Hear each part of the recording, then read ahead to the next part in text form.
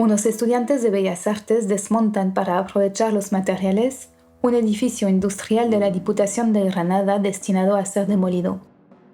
Son también de alguna manera espigadores, personas que viven de la recuperación de cosas que los demás no quieren o dejan atrás. Empezamos a reutilizar por precariedad económica, pero ahora se trata de un compromiso por darle más vida útil a los materiales.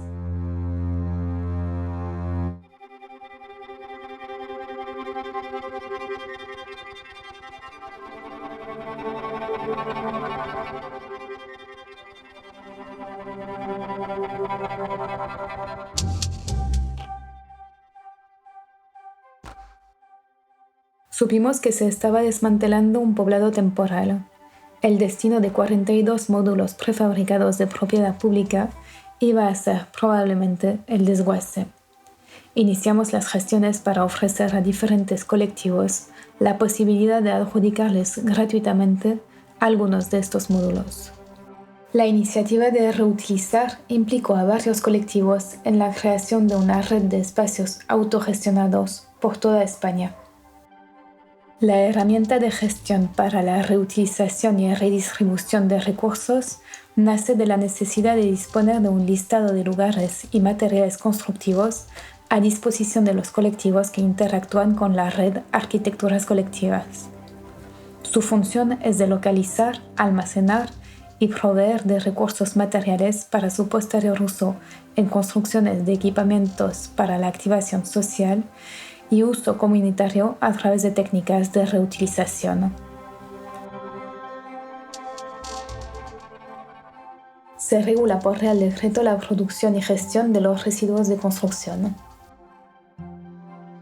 La Estrategia Española de Economía Circular, España Circular 2030, sienta las bases para impulsar un nuevo modelo de producción y consumo en el que el valor de productos, materiales y recursos se mantengan en la economía durante el mayor tiempo posible, en la que se reduzcan al mínimo la generación de residuos y se aprovechen con el mayor alcance posible los que no se pueden evitar.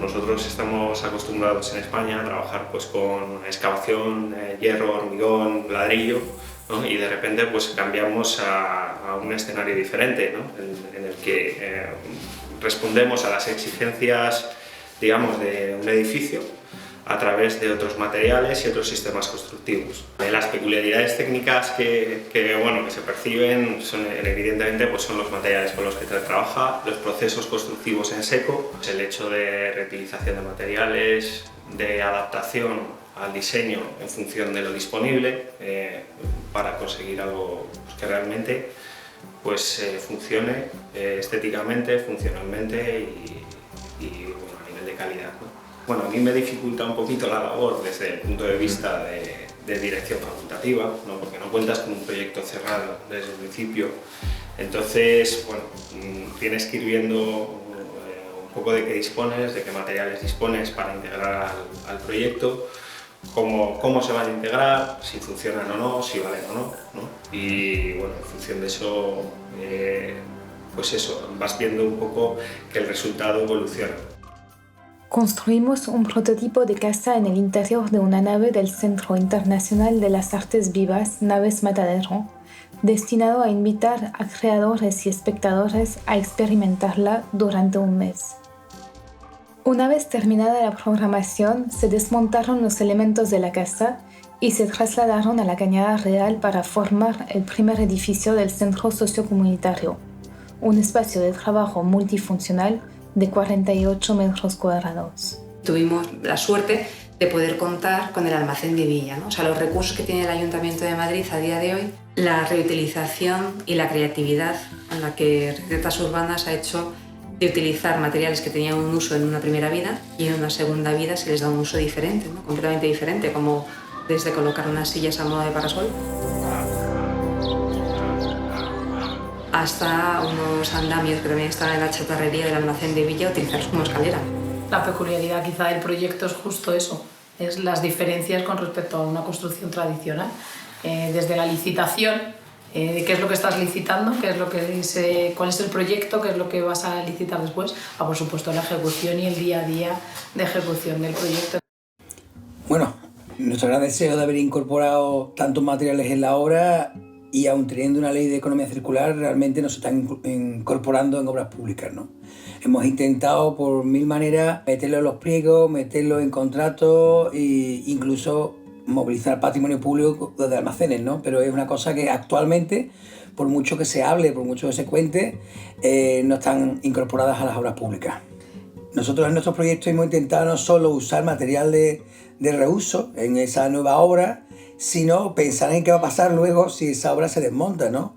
Y ocurre lo mismo en la dificultad con la comunicación con las administraciones y el desarrollo de propuestas, como en Castellón, por ejemplo, que a nuestra petición tuvimos que no solo pedir, sino exigir, incluso hacerlo por escrito, que antes de demoler un edificio público que genera unos residuos que difícilmente vas a poder reusar, que se tuviese que desmontar, ¿no? Pues aún así cuesta insinuar o presionar para que ese material que es público, que tiene un valor económico y un valor ecológico, que es más rápido y económico tirarlo, demolerlo con una maquinaria, pero es mucho más interesante, obviamente, seleccionar, mirar, desmontar y reubicar, ¿no? En el caso de Reset fue muy claro que el Ayuntamiento de Barcelona, que promueve un gran encuentro cultural de su tercer centenario, y realmente no se dan cuenta que todo el gasto que se va a hacer de dinero público, en el caso de las instalaciones hechas por los arquitectos, pues no se consideraba el reuso, simplemente llevarlo a punto limpio, ¿no? Y ahí es donde nos metimos nosotros por una casualidad con la Fundación Enric Miralles, que pudimos compartir ese contrato público por una otra cuestión y por una casualidad nos damos cuenta de que el contrato es incompleto. Ahí tuvimos el beneplácito para poder hacer un convenio interno entre la Fundación Enric Miralles y Recetas Urbanas para movilizar todo ese patrimonio en centros públicos, educativos, no solo de Barcelona, sino de muchas regiones y pueblos que había alrededor de Barcelona, ¿no? O sea que son como inputs que hay que exigir como profesional para que nuestras obras al menos, y se enseñe para otras, desde el inicio hasta el final, ya tengamos previsto, qué va a pasar con los materiales, ¿no? Cada vez más aparecen plataformas, ¿no? Se han hecho como mercadillos de elementos de segunda mano, que está bien, mejor que nada está bien, de hacer un catálogo de cosas que van sacando de empresas o de obras públicas y la ofertan económicamente a que tú puedas acceder a ellas, ¿no? Parece que el reusar es más caro a veces que comprar lo nuevo. Y es otro gran problema porque los intermediarios que se generan en ese proceso, pues obviamente tienen que cobrar. Deberían ser protocolos mucho más vinculados al desarrollo diario, o sea, que todos los almacenes municipales, sea de infraestructura, de la universidad, de la ópera, da igual, de cultura, de educación, de deportes, es que todo ese residuo que está ya en almacenes municipales es la administración la que tendría que ponerlo ya en movimiento.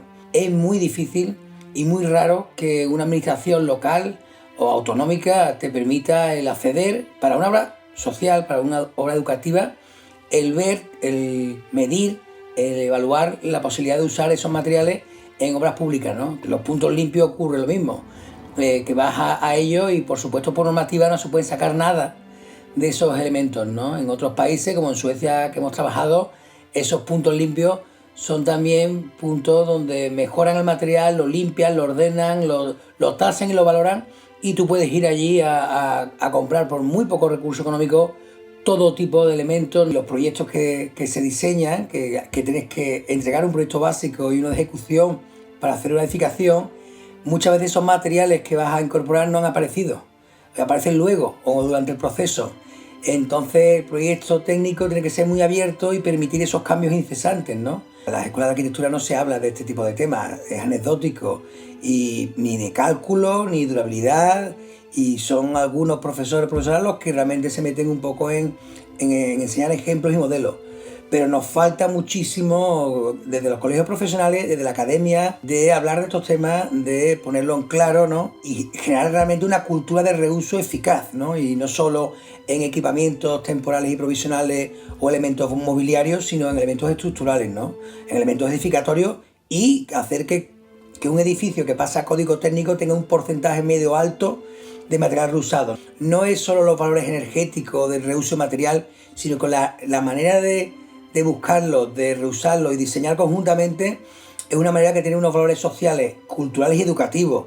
Para los chicos y las chicas, fundamental que en las escuelas que estamos trabajando se reusen materiales desde pequeños, de los 5 años, porque así ven realmente la posibilidad que tienen, ¿no?, de ellos soñar o pensar o diseñar con ese tipo de elementos. Realmente todo esto nos queda mucho, y una de las cosas que desgraciadamente hay que seguir haciendo es un poco ir presionando a las administraciones y recordando continuamente que tienen la obligación de cumplir y fomentar esa ley de economía circular y otras que tienen que ver con la participación política ciudadana, la educación hacia el medio ambiente, la estructura que hemos tenido que montar nosotros para poder movilizar más de 2 millones de euros en material ha sido propia nuestra y a costa de nuestros recursos económicos, que no lo tenemos fáciles todavía. Que todo lo que se cuenta de economía circular es una panacea muy bonita, se le llena la boca a los políticos, pero realmente no lo ves en el día a día.